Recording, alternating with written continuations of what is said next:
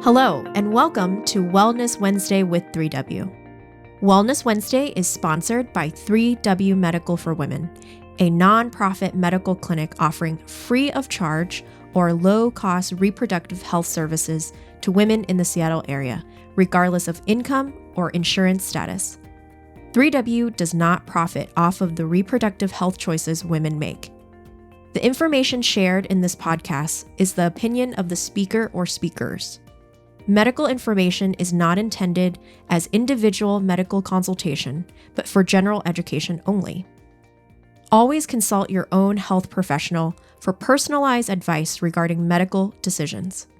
And if you're in the Seattle area, consider making an appointment to consult with us.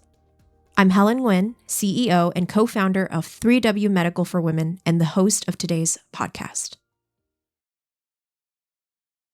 Hi there, Wellness Wednesday listeners. This is Helen Nguyen, CEO of 3W Medical for Women. Thank you so much for joining us on this podcast. It's going to be a pretty fun topic. You're going to hear a lot of giggles.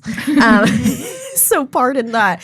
But the gist of this podcast, since we're in reproductive healthcare, we as a staff talk extensively about our reproductive systems and just personal stories. We share a lot. More than I think your typical workplace. Yeah. Don't you think, ladies? Probably. Yeah. Definitely. Yeah, so much. Yeah. If you're at a corporate ladder, a little high rise in the city, if you heard our conversations, HR would be called. You'd be like, why are the staff talking about this? Well, we're all about education. And so how can you not be educated if you don't talk about this stuff? So a fun topic that we like to talk about here is how we got the sex talk from our moms.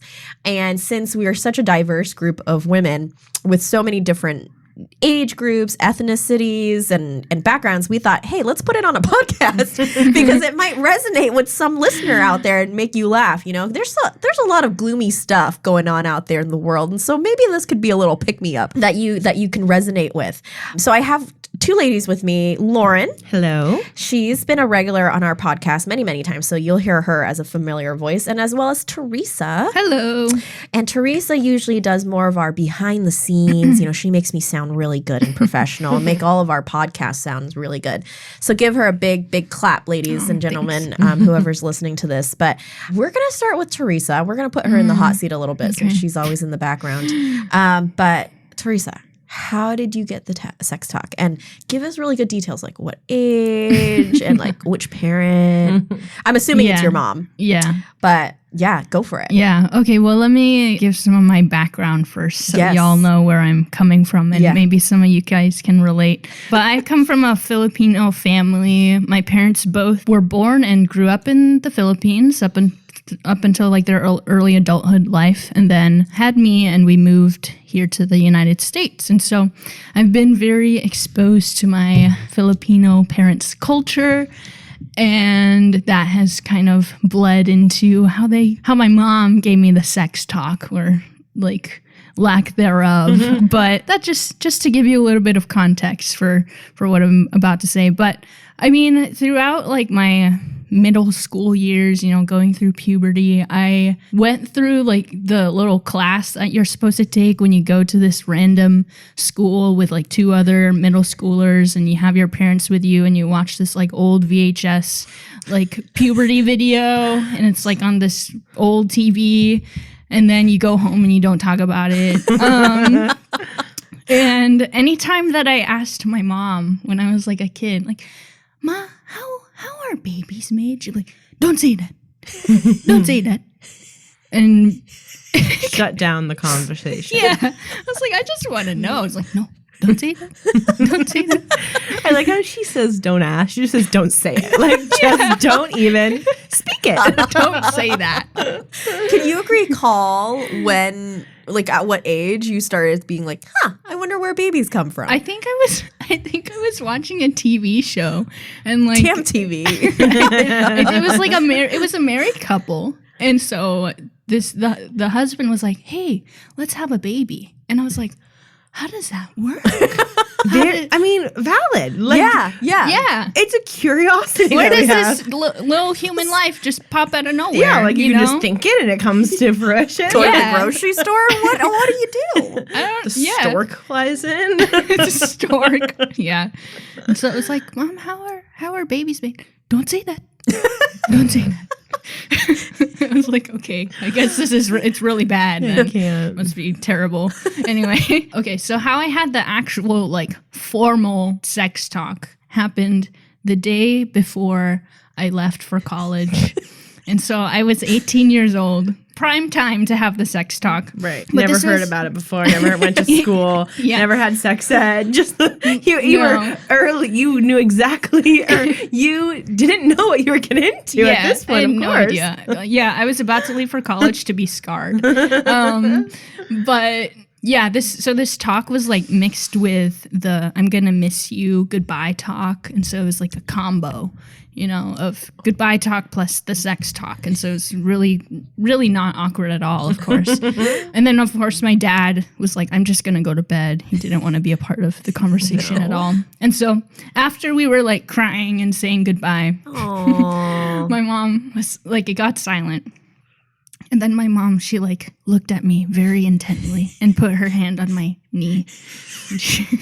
I can picture it. She was like, okay, so the word anak means child in Tagalog. And she's like, anak, do you know how girls get pregnant? and I was like, we love Theresa's mom. Yes, she's funny. And I was like, yes. I was like laughing a little bit. She's like, okay, don't do that. Just don't say that. Don't do that. That's all I learned. And I was like, okay, thank you. And that was it. There was no follow-up? Like, you didn't, like...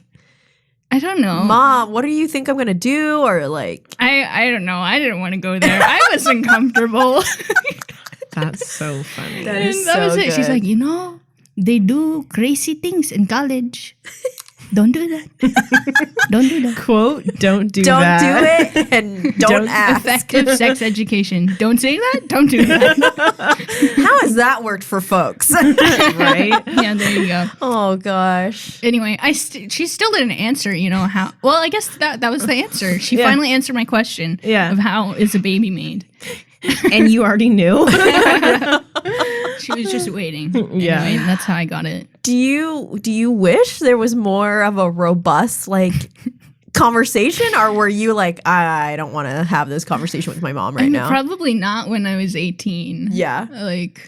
Yeah. I feel like if you've never talked about it too, it's more awkward. Yeah. If you wait until you're 18. Yeah. Because she probably knows that you know, and obviously you know that she knows. And so then it's just this awkward kind of energy because you never talked about it before. So I feel like, and I think it always is going to be a little awkward, but at 18 it can be like, I feel like more awkward than earlier. No, exactly. And I've never heard of a middle school experience where you go with two other people. Really? That was not my sex education. My parents got a thing in the mail. It's like, your child needs to participate in this. And they were like, okay. Yeah. That's like, funny. We need to go to this thing where you learn about whatever. I don't know. And then we puberty. Yeah. That is so It was funny. like kind of scary. Like trying. Yeah, it's like this looming, like, what am I gonna... It was like in this sketchy like school, and the room was like dark, and there were only two other kids in there. There has to be a better way. Oh my gosh. Anyway, boy. that's my experience. I'm sure some of you can relate. Yeah, right. I'm sure. Totally. I'm sure. Don't do that. Don't say that. How about you, Lauren? How was your experience with your lovely mother, who we love? Oh, yes. We love Tammy. Love Tammy. She's been on here before. Well, it's complete opposite of Theresa's. Like, if you could go the complete opposite, it's complete opposite. I came from a white family. We are white as white. Like, we don't have... Norwegian. Yeah, we're Norwegian. We are American culture. Yeah. There's not a lot of, like... ethnic background in our family from far long ago. So my mom was very open about sex my entire life, very open about how she has a healthy sex life. She won't kill me for saying that. Like, just sex was talked about. Not in an inappropriate way, but just it was age-appropriate times, yes, right? And it was always just very like, this is a discussion we have. We'd have small conversations throughout, my childhood, and it was just talked about. Private parts were talked about, how, what's safe touch, what's not safe touch. Something I was thinking about as I was prepping for this podcast, that it's not about the sex talk, but just about like teaching children about safety and their private parts.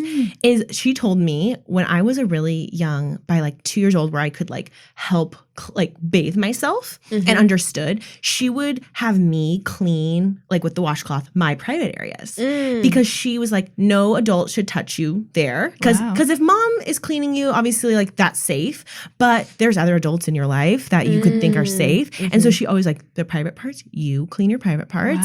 And I think that was a really like forward thinking about just like safety and having the child understand there's boundaries and like sexual areas without it being like explicit being like, this is sexual, So I think that was a really cool thing, but obviously not about the sex talk. And I was 12 and I was sitting watching, I want to say like, and this just shows my age and my innocence, I want to say it was PBS, like Arthur. It might have been like a Hannah Montana. Yeah, it could have been that. Still young. And it was like a Saturday evening. I'm sitting on the couch watching my show. And my mother comes and sits on the edge of the couch. And I'm like, excuse me, woman, like I'm watching my show. What? She's like, well, I've printed out some documents I would love to go over. And I want you to read them and then we're going to talk about it. And I was like, what are these documents? I don't want to talk about this. And she was like, well, I have like, it was like 15 pages of just like information about like your body, about what happens with sex, like not like explicit, but just like health class vibes, I would say, where it's talked about, but not like inappropriate. Yeah. And just really wanted to have the discussion. She just was so eager to talk about this. And at 12, I think I could have had the discussion. It was a little forward. It was a little almost like too much of like all this information at once. And she was like, I want you to read this and then we're going to talk about it later. And so I stood up. I took the pieces of paper and threw them in the trash. And then we talked about it later. She's like, so did you read the articles I printed out for you? And I was like, no, I didn't. And she's like, okay, well, we're still going to talk about it. And then we talked, and I probably didn't say a word, but we talked about it. And nothing stands out to me that was like too crazy, but I know we had these conversations. She also was very forward. Like I have a family history of drug abuse. So there was always like, you have addiction in your family. Yeah. You can't get addicted to drugs. Yeah. Okay, mom. You have teen pregnancies in your family. You cannot repeat the cycle. Yeah. You can't have sex. Like, it was just like, we talked about these things. Yeah. We talked about our family history of things. We talked about just like where we came from in the negatives and the positives. Yeah. And I think that was it kept the conversation very open because then I could ask questions when I felt comfortable. But yes, and then she was just always like, you need to have sex with someone you love. And it's not just for anyone. And I was like, okay, mom, thanks. Good to know, So it was just always talked about and just very like in a healthy way, I think, but at some points uncomfortable. But I think if you talk about it enough, it gets a little less uncomfortable. It's always going to be a little uncomfortable with your parents. Yeah. Even now, it's like, I don't want to talk about that. And I'm 25, So yeah. How was the sex education like in your school? Did your mom's prep at home help with it, or did you learn more explicit stuff in school? Yeah, I feel like it made it less like crazy to talk about it because it was like, okay, I kind of know what I'm getting into. But we started as early as 5th grade, Flash. Yes. And I cannot believe that was like the curriculum we used. And I could not believe, thinking back, we had to get 5th grade, 11, right? Paired up with a boy, like an opposite gender. Oh, okay. And we had to label the penis and the vaginal, vulva, reproductive health together. Whoa. What? Yeah, we had learned what it is, and then we got the paper and we're writing, and he's like, and so we had to do it together, as a partner, but with this opposite sex. It was very uncomfortable. And I was like, and you'd think like, I heard other schools like in 5th grade, they keep boys and girls separate. Oh no, our school just went full in, and we started in 5th grade, and I had sex ed up until 9th every year. 6th, 7th, 8th. Wow. I saw a baby give birth at school. Head coming out of the vagina and everything. What? Yeah, I mean, a video of it, but it wasn't a play, Theresa. But like, we were well educated in all the things, and it was a lot. I mean, I don't know how I really feel about it, like personally, but like, we got a lot of education about it, and so I feel like I made me less like uncomfy with it because I'm like, well, I've kind of learned this from Tammy. Yeah. So from Tammy. Oh, yeah. Very interesting perspective, what about ladies. you, Helen? Yeah. Did you get any conversation? No. Like my mother never did an explicit like sit down talk. It was very similar to Theresa's. Maybe more so in the sense of like, my mother was growing up was very, very strict, very strict, and the minute I got my period, she put a giant calendar up in the bathroom and made me like mark it so that she knows when I was having my period. Whoa. Just so that she knows it was like happening. Yeah. Yeah. So I do remember her saying at one point, like, don't sit on a boy's lap. That's how you get pregnant. Wait, that's like that video. What are the chances of you getting pregnant? I know. And it was like always like, really? Like if I was wearing really thick pants, like that could happen? Like that's how powerful it is, you know? Like, and I never asked. And my parents never, my dad would just die if he had to talk about it. My dad would just die. My mom was just always just like, just don't get pregnant. Just don't do that. Do it. Yeah. Don't do it. Don't get pregnant. Why is your period late? You know, when it was late. And I was like, I was stressed. And she's like, oh gosh, she's probably thinking she must be sitting on all these guys' laps. Oh god, are you sitting on people's laps? I know. Is that what your period's like? I know. To be clear to the listeners, that's not how you get pregnant. No, that's not how you get pregnant. No, but yeah, just very, very old school. You know, in the sense of like, we just won't talk about it, but. The real exposure was very similar to Lauren in the sense of 5th grade. School, public school. We did Flash. I did Flash, and it was very uncomfortable for me because I was just like, what? Yeah. Why? You know? What's going on? Yeah, why? Yeah. What's going on? And you only grew up with sister. Yeah, I only grew up with a lot of women. Also, you know, like I obviously like my brother and I would like take a bath together, and like so I'm like, I know what a boy looks like. Like when you saw the male genitalia, you were probably like, what the heck? Yeah, I was like, this is unnatural. Why is it on the outside? Why does it look like that? Why does it look like it's looking at me? Yeah. You know, just all of that stuff. So Flash was very like disruptive, I think, for my brain at that moment. And we didn't get paired up. I didn't get paired up with another boy, but in class, we sat boy, girl, boy, girl. Right. So I remember this guy, Tommy, and I were really good friends. We sat next to each other. And we came back from a Flash session and we just looked at each other. We couldn't even look at each other in the eyes. Yeah. It was so... It was like, we just learned things we did not want to learn. Yeah, it was like, so... Because I don't think we both saw each other as like very different in like girl, boy kind of sense. Right. And we come back from a Flash video, from a Flash session, and we were just like, should we be this close? Like sitting this close? Yeah. And he was like, nah, man, it's natural. I was like, right.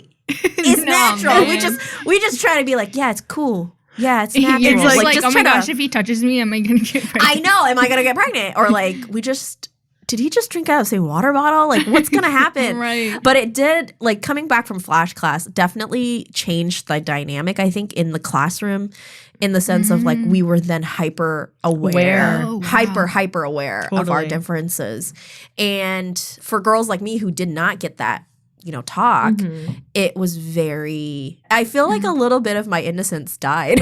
Oh, for sure. Yeah, I mean, you know? For sure. Totally. So, but I don't, and then very similar, Lauren, like every year after that, they just got more and more explicit in the way they were talking about sex in school. Yeah. And I remember in high school, there was a class one more class about it. I was like, I cannot I know. through. It was literally like 5 years. Yeah, I was Mine like, was 5th, 6th, 7th, 8th, and 9th. Oh, wow. I was like, how much more do I need to know about this? So I literally asked my parents to write a letter to excuse me. And I was like, I'm just not going to participate. And they're like, okay, well, we're going to be talking about like all this other stuff. And I was like, I feel like they got into like the STDs when I was a freshman. Yeah, same. Like we went through like of gonorrhea. Yeah, like pictures of gonorrhea and like got more into that. Middle school was when I was introduced to the condom and the banana. Oh yeah, we never did really? we did the condom and banana in freshman year, but in middle school that's early. Oh I don't think I ever got the condom. Shout out to Madison Middle School in West Seattle. Thanks for making me do. I sat out of that. Oh, you had to like practice how to put it on? We were in bio class and everybody got a banana. Biology? Yeah, everybody got a banana and everybody got a condom. And I was just sitting there. I was like, I'm not doing this because I'm just not. This is just like inappropriate. 13, 14. Yeah, and then it was really funny. There's this guy across the classroom. They barely handed us the condom and the banana. He goes, oh, done. Oh my gosh. Put it on? Yeah, he put it on and it was like so fast. And my bio teacher was like, well, he knows what he's doing. Oh my gosh. So that everybody was just like cracking up. But looking back at it now, I was just like, oh gosh. Wow, that's crazy. What were we thinking, Yeah. But that was one of those classes that I was like, I'm not going to participate because I really don't need to know about this. But anyways. Yeah.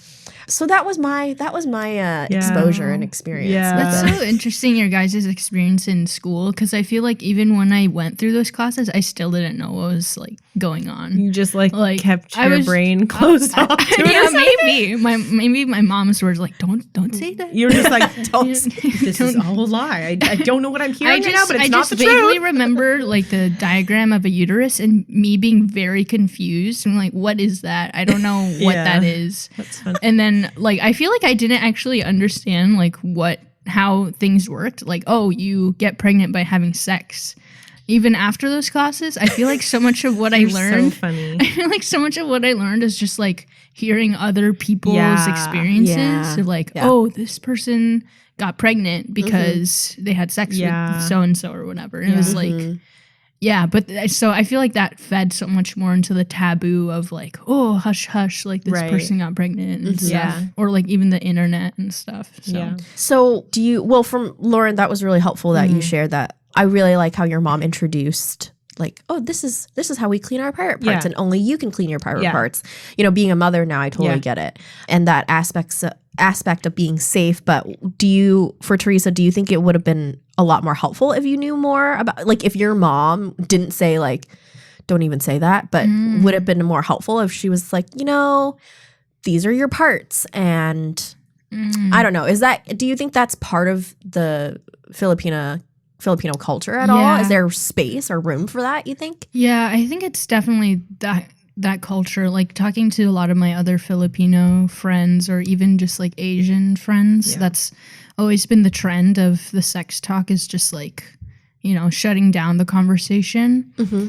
I'm trying to imagine like what my life would have been like or what my mindset would have been like if it was more like comprehensive and like more of an open discussion. I feel like I just would have been more comfortable with my body if like my mom taught me a little bit more about like, oh, this is your period and this is what's happening. This is what happens when you go through puberty and stuff. So I feel like when I was going through those changes, I felt like kind of like, oh, this is like weird or like I feel kind of ashamed a little bit. And so I feel like if there was more education behind like, oh, this is a natural process and this is what happens to every girl, then maybe I would have had a little bit more confidence in like my body and stuff. And not felt like, what is going on? Yeah, exactly. Yeah. So, yeah. And for you, Lauren, I know that your first menstruation experience was very different than both me and Theresa too, right? Like it was such a rite of passage. Oh my gosh, yeah. My mom was like, your period. Like just was like excited for me. And she's like, I use tampons. You can use pads if you want. I was like, okay. So I used a panty liner and I was like, this sucks. And I live on the lake and I wanted to go swimming. My mom was like, well, try a tampon out. Literally my first period. Wow. But I put that tampon in and I was like, I can do it all. Wow. And I really felt amazing. I was like, okay, this is annoying that I have to bleed now, but I can go swimming still and do my sports. And I did gymnastics and like, fortunately, you wear a leotard. Like pads are not conducive for a leotard. Yeah. So I really like was just a tampon girly from the start. And my mom was just like talked about it with me and like she's like, I don't like pads at all. And I literally have like not used a pad ever. Ever in my life. Did she teach you how to put the tampon in and stuff? Yeah. And she was like, I can help you put it in if you want. But I was like, I think I can figure it out. And I did. Took me a few times, but I did. Mm-hmm. She was a very big also about me shaving my legs. She was like, you can't shave your legs. And if you want to shave your legs, we need to go to the store and get a razor because you can't share people's razors because they might have like diseases that they can give you. Oh. So because like my friends would shave their legs or my cousin would shave their legs. And like then my cousin accidentally left her razor at my house. And my mom found it in my bathroom and was like, did you shave your legs? And I was like, no, I didn't shave my legs. And she like literally made me show her my legs. And she's like, I'm like, do you want to shave your legs? I'm like, well, they are a little hairy. Like they have blonde hair, but like they were hairy. And I was in gymnastics. I wanted to like not have smooth legs. She's like, it's a lot of work once you start. But she went and we bought. So we were just like always talking about these things. Yeah. And she was very just like, I mean, she just always was like very open about her body. And I think that made it a little less weird. Right. Yeah. I mean, even like moments, I remember like I had like moments of insecurity at like age 12 where I like thought I was fat. Like I said that. I was looking in the mirror. I'm like, I'm fat or like, I don't look good. Like I said that out loud. And she was like, we don't say that about ourselves. And then she was like, not, you know, and we have these conversations and like we just talked about these things very openly. It was not, I mean, obviously they were so uncomfortable and I would get like weird about things, but like there was always that like baseline of like trust there and openness that it wasn't this like taboo thing. And I think that is the biggest thing of like, it doesn't have to be like always not weird, but there if there's some sort of, you know, conversation at early ages as it's age appropriate, I think that can just foster such a sense of trust and like openness that doesn't always happen when it's like taboo, because then you're thinking, well, I feel these ways or I feel these things and I'm gross and why do I feel this way? When it's more open with your parents, I think it's not always going to be open like, oh, I'm just talking to my mom like about sex or periods and it's not weird. It's always going to be a little weird, but it at least is happening. And I think that's at least you're not just shutting it down and actively being like, this is weird. And I think a big thing my mom did was like she talked about herself too. Yeah. Wasn't always like hyper focused on my body and what I was doing and what I was changing. It was like, mom gets that. Right. I have this. I get a period. I have hair growing places. Like that is like normal in puberty and you're going to see that too. And so it was not like, are you changing? What's going on with you? Because then it's easier to think about it when it's someone else than yourself. Yeah. And then when it happens to you, you're like, okay, this happened. Yeah, it makes you feel less isolated. Like, oh, this is happening to only me. For sure. Like, no, this is has happened to mom too and stuff. And I think the way that like our moms talk about their own body and what they go through really impacts the way we see our own bodies and stuff. And so like with your mom, you know, having this sense of like, oh wow, you got your period. Like it's a sense of like empowerment. Yeah. Of, like, no, totally. Oh, this is a natural process. Like I'm growing up and stuff, rather than like making it seem like weird that you know, are going through this. For sure. Lauren, do you think you would have kind of a similar approach once you have your own kids? Oh, yeah. Well, I'm a fem teacher now, too. And so I have this whole other appreciation for just like explaining the why behind things. Because when I think you can explain the why of like the science and the biology of what's happening in your body. It's actually really cool. It's way less like, it's not the symptoms. Like the symptom of your period is bleeding. And that's like, oh, there's blood coming out of me. Okay, let's talk about like what actually is happening. Yeah. And it almost takes a less like pressure off you of like, I caused this bleeding to happen. Like, no, it's just, this is what's happening in your body and these hormones are happening and it's like actually really healthy for you to get your period. That's a good sign of health that your body is like maturing and growing and you have hormones that are in good places. And so I think, I think talking about sex and like in a really healthy and like mature way and just bodies and sexual health and in a conversation from really young age, I think is like super, super important. I have a friend's aunt and uncle who talk about sex in such a good way with their kids. And it's just like I want to say not 10 and 13, and they are not uncomfortable with sex. They were buying a gift for a wedding gift for my friend. And they were talking about marriage and sex and all these things. And she was telling me about it later. And I was like, your kids brought it up themselves to talk about that? And she's like, yeah, because we've just talked about it, and they know like healthy relationships have sex in them, and that's like mom and dad time, and that's what we do, and like it doesn't need to involve them, but that's what happens. And then they asked more questions. The kids asked more questions, and the parents like offered answers. And I think that's just so cool to have like that built trust, because at the end of the day, if you can control like what your child's getting and like the truth, and not in an age-appropriate way where sometimes they're not going to get age appropriate. The world is crazy, and there's stuff on the internet. And so if you can show them healthy relationships, show them healthy body image, all those things, I think that's just like amazing. And I mean, I'm not a parent. I don't know how I'll be, and I'm sure it's harder once you're in it. But I think like the way I experienced it, and then now with me having more education about like what the female body does in the male body, I think that it'll just like foster more of an excitement for me to talk about it, because I love talking about it. Theresa, how has working here and talking about reproductive health, have you learned more things? Oh my gosh. Have you shared it with your mom? Oh no, I have not. Yeah, what do your parents think about? What are you following up on that? Like they know you work here, and we talk about like, and it's like about women's health and all the things. Like, do they have any thoughts about that? I don't know. They don't really. I mean, I tell them like what I do and like, you know, the work that we do and stuff. I mean, I think they really are glad that I'm here and I'm doing this. Yeah. But they're not like asking in the nitty gritty. Yeah. Like, what do you guys actually do? Yeah, exactly. So like the conversation of like women's health hasn't really progressed very much more between me and my parents.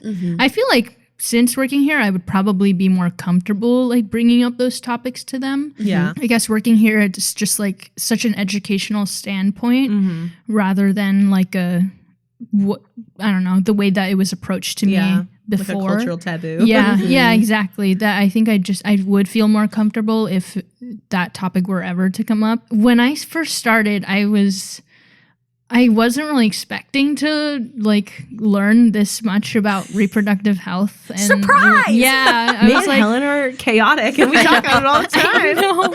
The amount of things that I've learned just from people's conversations is quite incredible. But yeah, I was just like, I'll just work here as like receptionist and, you know, edit the podcast, and like, nope, I'm in the nitty gritty of like what goes on and stuff. But now I found that I'm more open conversations with like my friends or my roommates about reproductive health and women's health. And it's not like this like weird foreign topic. Yeah, exactly. Yeah. And a lot of my friends are like, oh wow, that's like really cool, the stuff that your clinic does, and like that you can have these conversations and stuff. And I think a lot of women are wanting that, but maybe we're not exposed to that way of talking about their health. Yeah. So I think we forget that we have such a like cool culture of talking about these things, because a lot of places like it's not talked about. Like it's just, even Josh, my husband, came to the clinic and saw we have beautiful new art that we just got, the uterus art. Yeah. And he was like, whoa, there's a uterus. He's like, that's crazy. And I'm like, it's not, it's a uterus. Like, I look at that, I mean, like, that's every day for us, you know? And obviously he like thinks it was cool, but he was just so shocked. And I was like, that shocks you? Like, I just feel like things don't really shock us anymore. I don't know if that's good or bad. Really but like, me and Helen will go into places and talk to donors and things. And sometimes people will be like, okay, they're talking about that. And it's just funny because me and Helen are like, what are you talking about? Yeah, you'll just say vagina and then be like, like they get, and I think like, I don't know. I think it's cool that we can have these conversations and it be, you know, work appropriate, but still we're talking about these things. I think it's really, really cool. And the podcast also, I mean, I'm sure that kind of exposed you to things. Editing it, you were like, oh, gosh, they're talking about that. Yeah. Well, okay, I'm going to expose myself here. I never tried using a tampon until 24. And it was because I told her to do it. Yeah. I literally walked into work and I was like, okay, guys, I'm going to try to use a tampon. How does it work? And I literally, to my three coworkers, won't name names, went to the back, grabbed a tampon, and showed them how it works with my hand.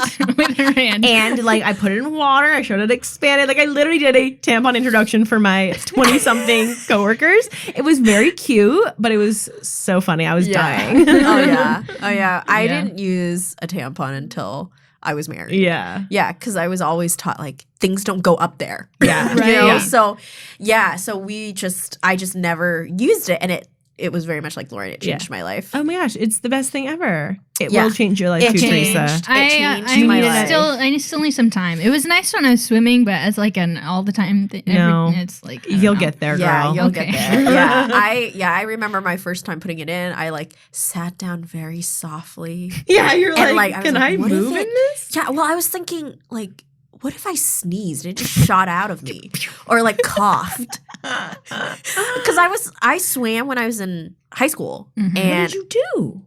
I just sat out. For the I just didn't. I know, but because I was always told you don't put anything up there, so I just sat out whenever we had a tournament or something. I just didn't swim. But I remember there was a girl that did the backflip on the on the blackboard, and her tampon came out, and so it traumatized me of like, if I do something very abrasive or strong, and it's just gonna shoot out of me like a torpedo, and then what's gonna happen? I feel like there's a higher risk of it going higher in you than it going out. But that's crazy. That girl must have had like water go up. I know, and just like pushed it down like a flush or something, and it was just floating around in the pool, and it was just mortifying. It was horrifying for her. We all were like crying. I was like, I would want to drown. I would have a lot of secondhand embarrassment. Be like, I'd be like, I can't look. It was just like floating in the pool, and we were just like, I was like, how are we going to clean the pool? She didn't know. And then we looked back, and there was like this like trail of blood, and it was just floating. And we were like, whose tampon is that? And she was like, oh crap, guys, I think that was me. And then I was this like, on a meet or at practice? This was at a meet. This was at a competition. Yeah. And I was like, we just have to blow up the pool now. It's contaminated. Like, blow up the pool. Yeah, because I was like, what are we gonna do? Like, yeah. Oh my god. Anyways, it was a trip, and I'm so grateful for the space now that I can talk about it in a way that's like appropriate. And now being a mom, it's very interesting because I think I'm gonna be that mom. It's a running joke now that I'm gonna be that mom where I take we have like a tablet that we have all these STD information on it and pictures on it. I'm just gonna bring that home, when Max. Hey Max, we're gonna watch a little show tonight. Yeah, we're gonna be like, this is chlamydia. What type of questions do you have? I'll be that. Invite your friends over. Yeah, he's gonna be so well informed and just like around a bunch of women and a women's health, and like I just feel like he's gonna be like, what are you guys talking about? Like he'll be in health class potentially and be like, this old thing, I knew this for years. I knew this when I was 7 years old. Yeah, which I think is cool. Well, and I think like just I'm the oldest of 13 cousins, and I have a lot of female cousins, and just I'm able to bring my little cousin Emma in, and I just love it that we get to talk about it very openly with her, and I feel like she's so much more well-rounded to just approach these types of topics. Oh, for sure. She's so, since when she started coming, obviously she's gotten older. Yeah. Since she started coming a few years ago, she's less uncomfortable now. Yes, like we'll talk about things, and she used to be like very squirmish, and now she's like, yeah, that makes sense. That's just what cousin Helen and her coworkers talk about. And she's in high school now, and they went through sex ed again. I was quizzing her in some ways, like, did they talk about how many eggs and stuff like that? And she was just like, all they talked about was like safe sex. They didn't talk about the science. Yeah. They didn't talk about like how the reproductive system actually works. And that is something that, if listeners out there, if you're listening, you have children, if you have like kids that are asking you questions, like come and talk to Lauren because she does FEM. Come and talk to any of our providers, because I think that we're able to approach it from a very scientific, educational standpoint that doesn't push a certain agenda of like, if you're not ready to do this, it's totally fine. But this is how things work. Yeah. And getting that feedback from my cousin was so affirming that she learned so much about the scientific parts about reproductive health here at 3W, just volunteering. Yeah. Because in her classroom, all they talked about was sex without the consequences of it, or sex in the emotional and pleasurable parts of it. But then we all know that that's fleeting. That's not what you should emphasize on sometimes. And so just having her affirm that was really, really cool. So thank you, ladies, for joining me on this podcast. And our listeners, if you have any questions for us, if you need the sex talk from these ladies here. I know, from these ladies at 3W. Give us a call, make an appointment. It's never too late. And then moms out there, if you would like to, bring your daughters by, if we can talk about it and approach about it from a way that you're feeling ill-equipped, please let us know, because we want to be that resource for you here in this community. So thanks so much for listening, and thanks, Lauren. Thanks, Theresa. Thanks, everyone. Yep. Bye. Bye. For more information about 3W, please visit our website at 3wmedical.org. That's the number 3, the letter W, medical.org. From there, you can learn more information about the services we provide, book an appointment, or make a donation if you'd like to support our mission. You can also call our office at 206-588-0311. That's 206-588-0311. If you like this episode, please share it with others and consider subscribing on your favorite podcast platform so you never miss an episode. Thank you so much for listening, and until next time, stay healthy and be well.